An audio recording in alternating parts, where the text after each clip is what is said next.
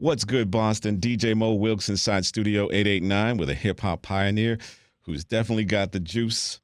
Having fun doing my homework for this great artist. He's a lyricist, fast or slow. He's definitely got the smooth flow. An icon, hip hop's first sex symbol and a fashionista. He's going to be appearing tonight over at City Winery Boston, which is on Beverly Street, right down by the TD Garden. Welcome to the phone and the mic. The King Asiatic, nobody's equal, Big Daddy Kane. How are you doing, King? I'm great. Wonderful. Yeah, so you're going to be in town tonight with a full band. Absolutely. Yes.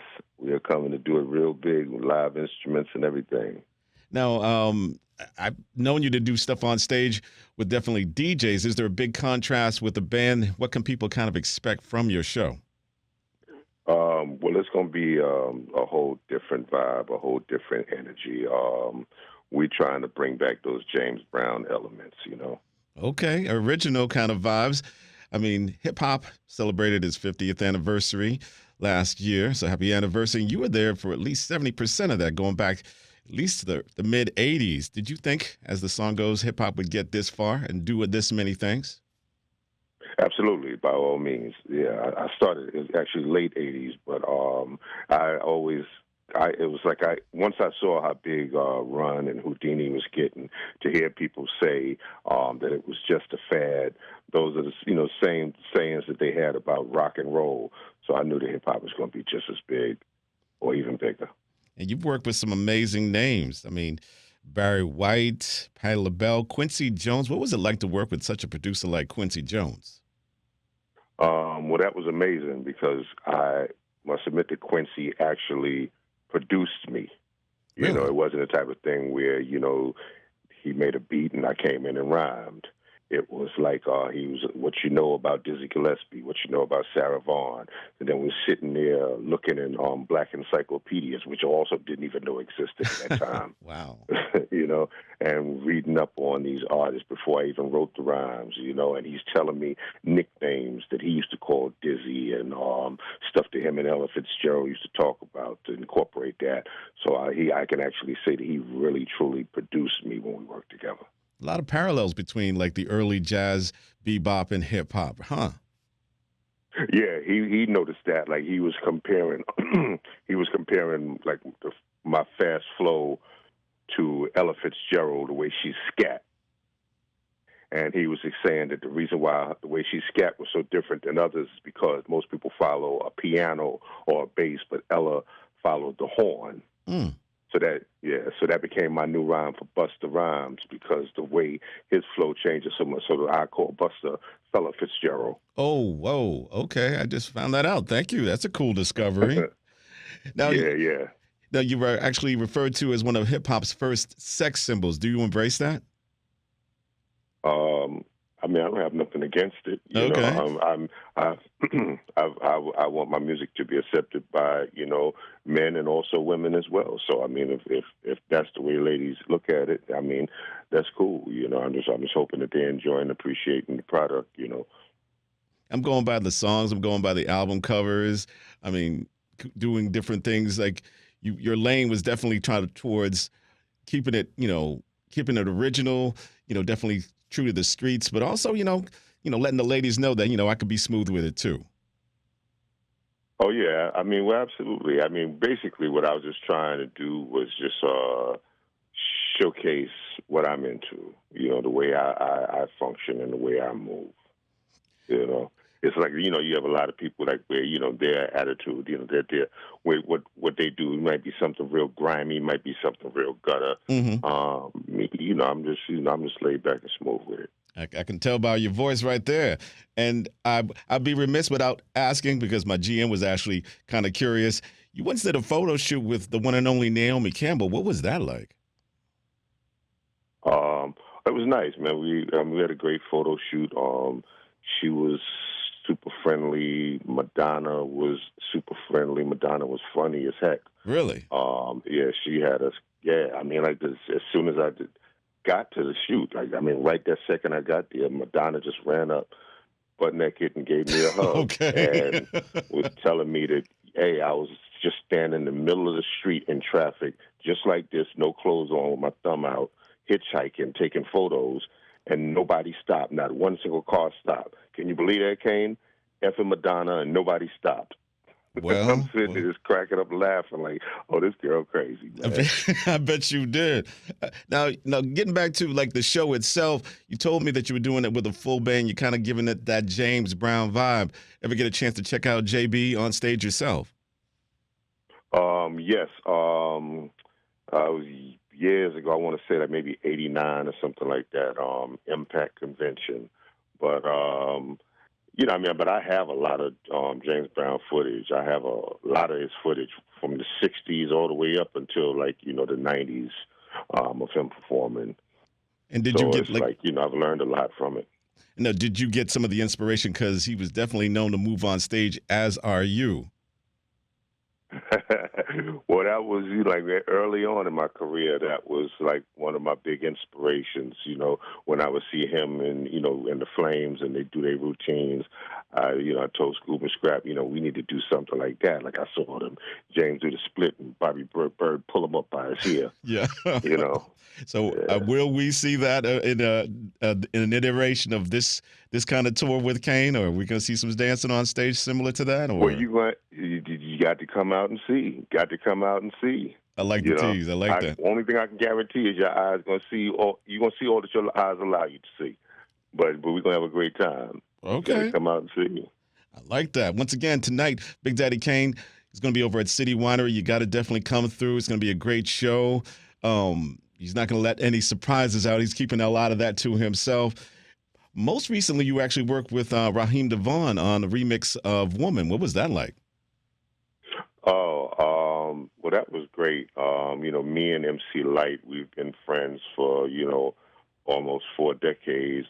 And, when she came up with the concept, me and Raheem was excited about it.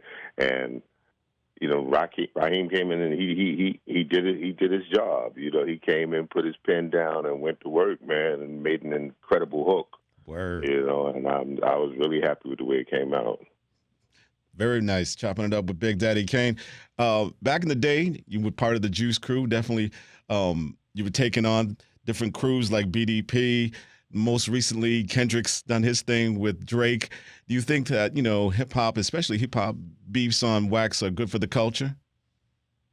Absolutely. Well, no, hold on. Well, at the moment, I wouldn't say that it's good for the culture because we have a generation that don't understand. They're not really raised in that element. True. Back in the days, that's something that we understood. You had, even before us, you had the Cold Crush Brothers and the Fantastic Five that would battle each other and then take the train home together.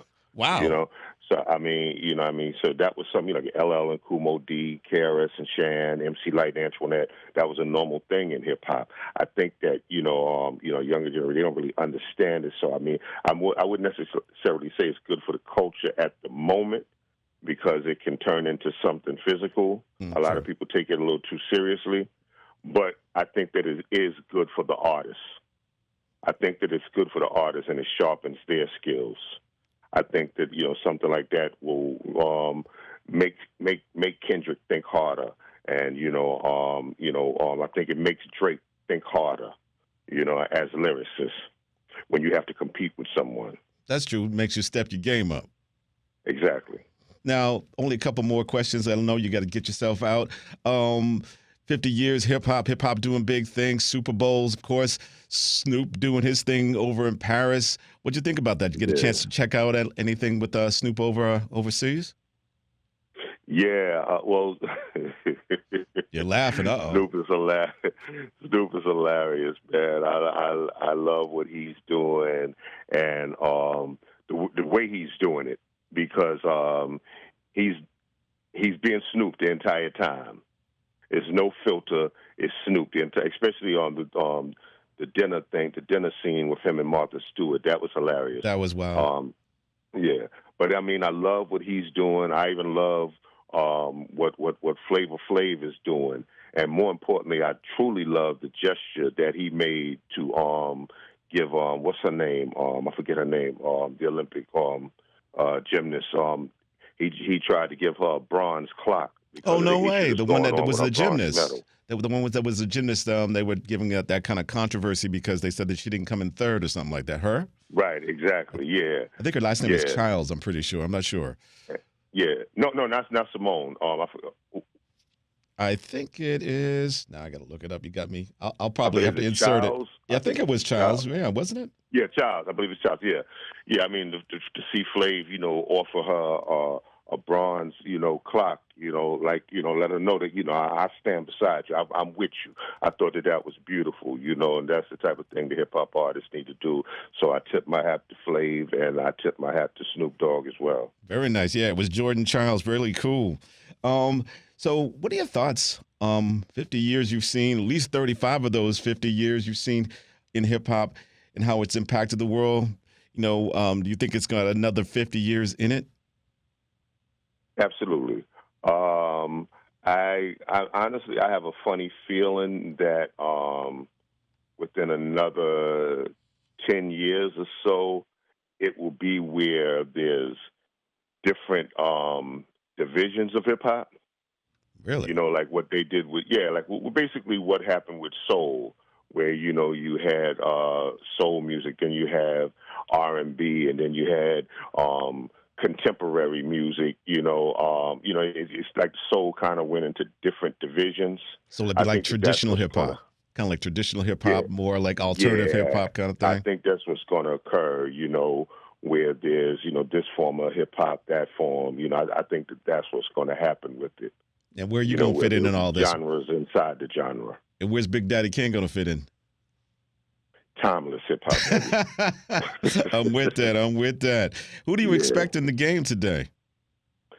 Right now, I'm with J. Cole and Lady London. They're like my two favorites.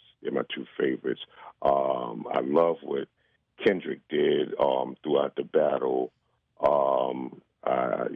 With him and Drake, I love what Kendrick did. Conway, I think Conway is one of those guys that bring back.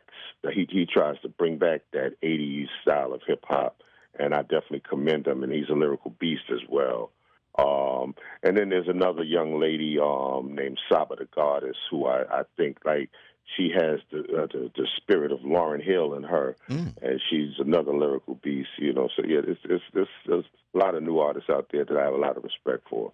Oh, and Lola Brooke too. She's one of them new young artists that makes that the style of music of today, but her energy is just something else, man. She's just phenomenal on stage, and she has a lot of energy. Great performer. So I tip my hat to Lola Brooke as well. Thank you for bigging up all those great artists. I got to look them all up. Some of them up. Anyway, so we're going to see. I know you're not giving any secrets. So we're going to see any freestyles on stage from Big Daddy Kane? You just might. I just might. The Chicago show, we finished and they asked for encore, so we came back out and gave them a freestyle. So, who knows? We just might. Thank you very much, man, for chopping it up with us for a couple of minutes.